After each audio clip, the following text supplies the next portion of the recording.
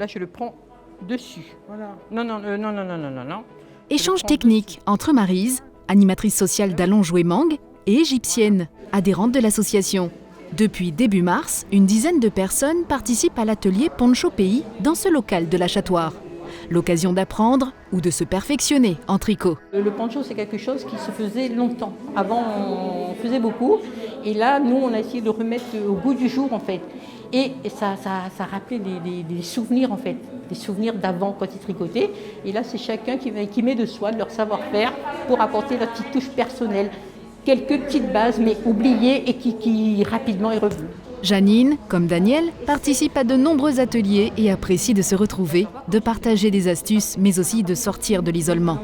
Eh bien parce que ça m'occupe.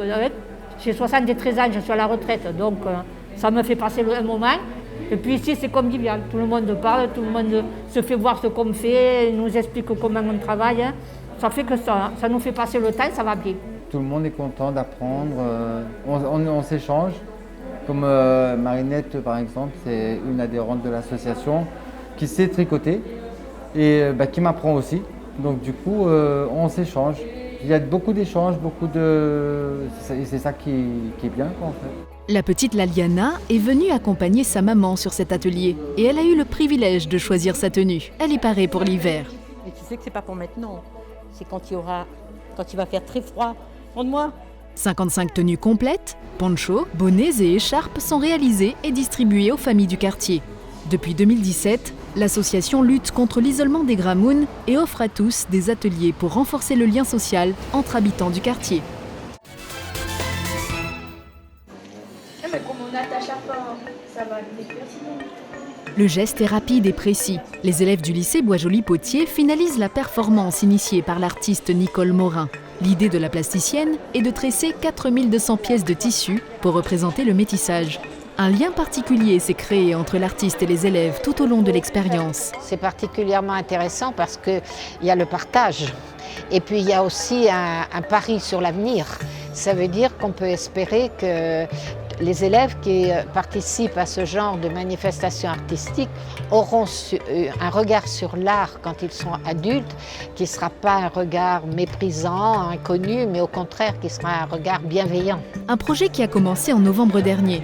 Tous les élèves ont adhéré à ce projet particulier qui sort des cours habituels. En cours d'art appliqué, on a commencé à préparer les tissus, on a déchiré les tissus pour ensuite faire les tresses et là on va admirer le résultat.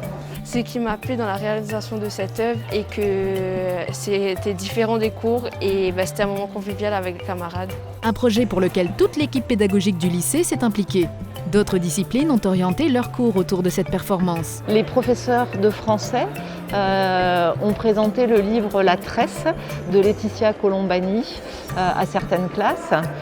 Et également, les classes de cinéma ont pu filmer la réalisation et les classes d'accueil, une classe d'accueil de seconde a mis en pratique donc les compétences qu'elle développe d'accueil d'un public.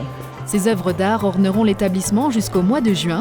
La direction du lycée veut renouveler l'expérience l'année prochaine dans un autre domaine artistique, le cinéma. Comme tous les samedis matins, retrouvez le marché forain du Tampon sur l'esplanade Benjamin Waro de 6h à 13h. Ce week-end, venez découvrir l'exposition Observons les oiseaux à la médiathèque du Tampon. Avec cette exposition, les enfants deviennent des ornithologues en herbe et partent à la découverte de 20 oiseaux communs d'Europe. L'exposition est visible jusqu'au 18 juin. Retrouvez tout l'agenda sur www.letampon.fr.